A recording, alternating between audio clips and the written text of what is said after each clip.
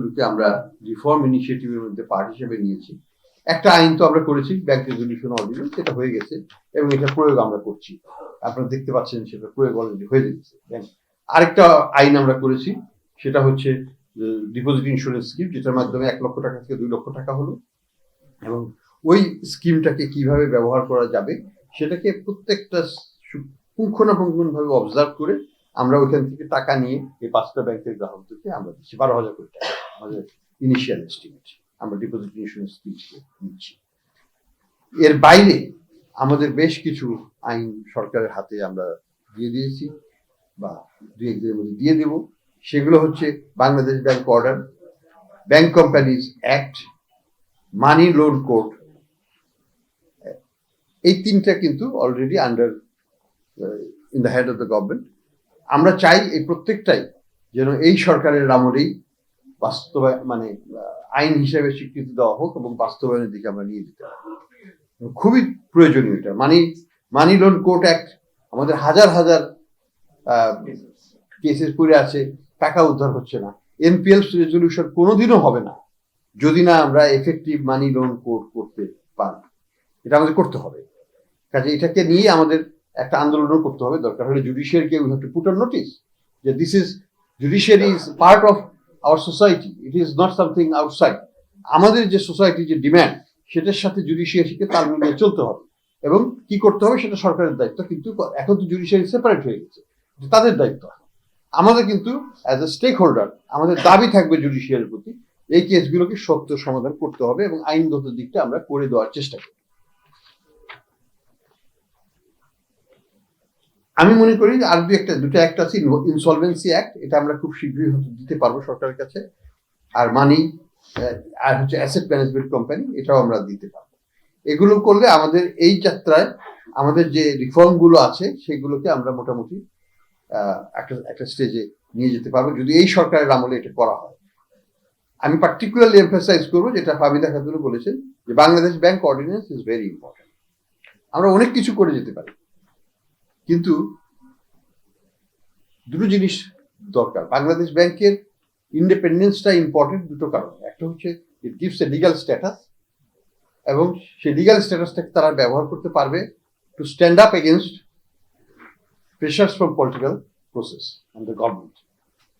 পৃথিবীর সব দেশেই যারা একটু উন্নত দেশ সেখানেই কিন্তু সেন্ট্রাল ব্যাংকে স্বাধীনতা দেওয়া হয়। সেন্ট্রাল ব্যাংকের যারা নেতৃত্ব দেন গভর্নর হিসাবে তাদেরকে কিন্তু একটা স্পেশাল স্ট্যাটাস দেওয়া হয়। সেটা সাধারণত মন্ত্রী পর্যায়েরই হয়, প্রত্যেকটা দেশেই তাই। দ্বিতীয়ত যেটা হয় সেটা হচ্ছে তাদেরকে ফায়ার করা যায় না। কেন ফায়ার করা যায় না? হ্যাঁ, তারা যদি ঘুষ খায়, তারা যদি কোনো অপকর্ম করে, সেই কারণে তাদেরকে অবশ্যই চাকরিচ্যুত করা যাবে, কিন্তু সেটা করতে হবে জুডিশিয়াল প্রসেস। সুপ্রিম কোর্টের জাজদের দ্বারা যদি নির্ণয় করা হয় যে সে দোষী, অর্থাৎ he has a cause to be fire, তাহলে বাংলাদেশে বর্তমানে যে পলিসি সেটা হলো একটা ফোন কলের মাধ্যমে ফায়ার করে দেওয়া। তাহলে পরে প্রেসিডেন্ট ট্রাম্প তার ফেডের চেয়ারম্যানকে এতদিনে 50 বার ফায়ার করে দিতে পারতেন, কারণ হি হ্যাজ অ্যাটলিস্ট 50 বার বলেছে আই ওয়ান্ট টু ফায়ার, কিন্তু পারেন নাই, কারণ চাইলেও হবে না, আইনগতভাবে he has no power to fire. এই জিনিসটা পৃথিবীর সব সেন্ট্রাল ব্যাংকে আছে, সেটা কানাডা বলি, আমেরিকা বলি, অস্ট্রেলিয়া বলি, ইউকে বলি, পাকিস্তান বলি, সব জায়গায় কিন্তু আছে, আমাদের এই জায়গাটা আমি মনে করি যে আমাদের কি ক্ষমতায়ন করা দরকার আছে।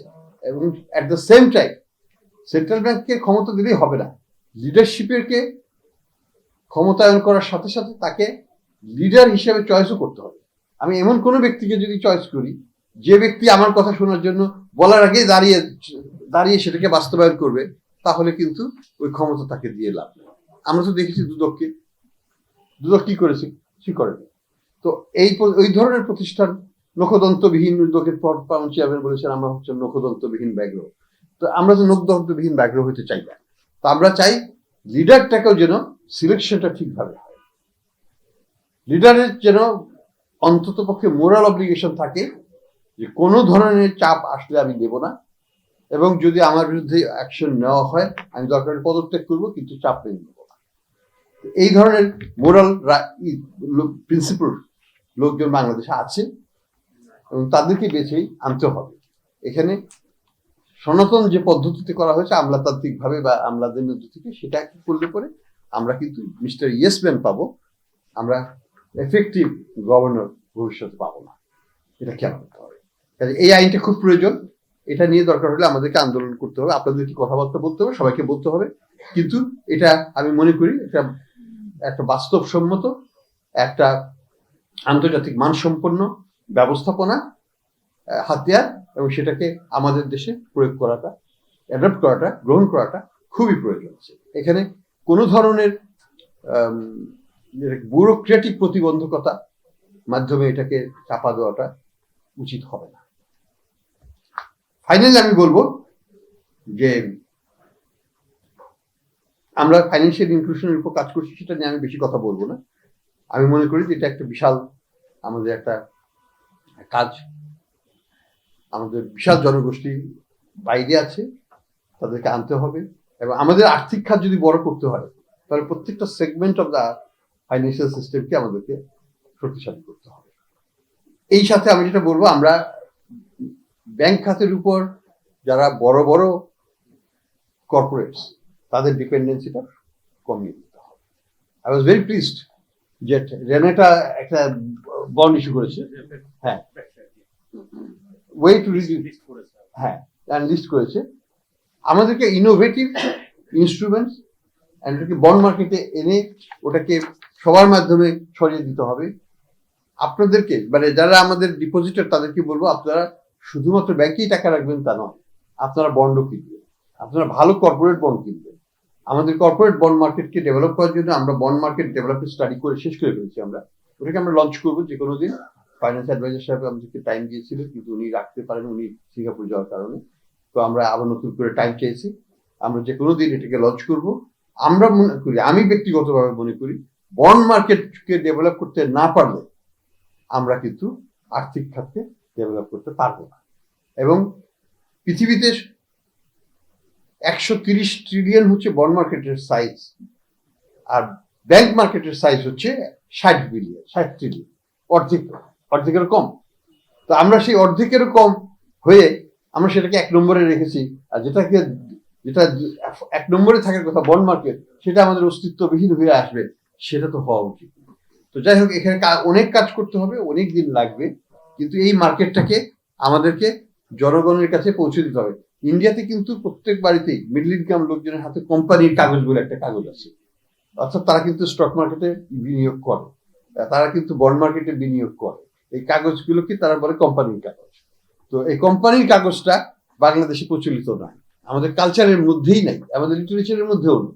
আমি কিন্তু ভারতীয় লিটারেচারে দেখি যে মরার সময় কোম্পানির কাগজগুলোকে অমুক করে গেলেন বা করলেন, ইনহেরিটেন্সের একটা পরবর্তী প্রজন্মকে ইনহেরিট করার জন্য একটা ইনস্ট্রুমেন্ট হিসেবে রেখে যায়। তো আমাদের এই কোম্পানির কাগজটাকে পপুলার করতে হবে, ডেভেলপ করতে হবে। তা না হলে ব্যাংকিং খাত কিন্তু ভালনারেবল থেকেই যাবে। বড় সিঙ্গেল বড় আমার কাছে আসে যে আমাদেরকে লিমিটটা উইথড্র করে দেয়। আমি বলি না, আপনার লিমিট উইথড্র করবো, আপনার বন্ড মার্কেটে যান, কি করতে হয় বলেন, আমরা সাহায্য করবো। We will help you in floating your bonds. We will take you to the bond market, but you have to make it an IPO. Bond মার্কেটকেও বাজারে নিতে হবে। শুধু প্রাইভেট প্লেসমেন্ট করে বা আরেকটা ব্যাংক থেকে, এটা আমি তো বন্ধ করার চেষ্টা করছি, এক ব্যাংক থেকে আরেক ব্যাংক টাকা নিয়ে আমি ক্যাপিটাল রিকোয়ারমেন্ট মিট করব, এটাকে আমি বলি যে গরিব বানরের পিঠা বন্টনের মতো। এটাতে কোনো লাভ হবে না, ব্যাংকের রিস্কটা আমরা আরো অন্যান্য ব্যাংকের দিকে ছড়িয়ে দিচ্ছি। এটা কমপ্লিটলি স্টপ করে দিচ্ছি। আমরা বলছি যদি ব্যাংককে ক্যাপিটালাইজ করতে হয় তাহলে বন্ড মার্কেটে যেতে হবে, ব্যক্তি খাত থেকেই প্রাইমারিলি টাকা তুলতে হবে। ইনিশিয়ালি আমরা বলছি 50% পর্যন্ত প্রাইভেট প্লেসমেন্ট অ্যালাউ করবো, তার পরবর্তীতে আস্তে আস্তে আমরা এটা উঠিয়ে দিব। কিন্তু ধাপে ধাপে এখানে যেতে হবে। আমরা 100% এখন প্রাইভেট প্লেসমেন্ট করবো, এটা গ্রহণযোগ্য নয়। এবং শুধু ব্যাংকের কাছে কোনো প্রাইভেট প্লেসমেন্ট করাটা একেবারেই গ্রহণযোগ্য। তো এটা আমাদের এই মার্কেটটাকে ডেভেলপ করতে হবে। সব মিলিয়ে আমি মনে করি যে আমাদের সামনে অনেক চ্যালেঞ্জ, অনেক কিছু করতে হবে। এগুলো আমরাই হয়তো থাকতে শুরু করে দিয়ে যাব, পরবর্তী যারা আসবেন তারা এটাকে বাস্তবায়ন করবেন। এবং সঠিকভাবে করবেন। আমরা চাই বাংলাদেশ ব্যাংক অর্ডিন্যান্স এবং অন্যান্য যেসব আইনগুলো আমরা সরকারের কাছে দিয়েছি সেগুলো যেন সঠিক সময়ে সরকারের সদিচ্ছাতেই সুন্দরভাবে দ্রুততার সাথে এগুলো আইনে পরিণত হয়। এবং আমরা অ্যাজ এ ইন্টারিম গভর্নমেন্টের কথা আমি বলছি না, ইন্টারিম গভর্নমেন্ট যেন এটা নিয়ে গর্ববোধ করতে পারে যে তাদের সময়ে এই আইনগুলো করা হয়েছিল, তাদের সময়ে ইন্টারিম গভর্নমেন্ট যেন বলতে পারে বাংলাদেশ ব্যাংককে তারা স্বাধীন করে দিয়ে গিয়েছিল। এই সুযোগটা হারানো উচিত হবে বলে আমার মনে হয় না। তো ধন্যবাদ।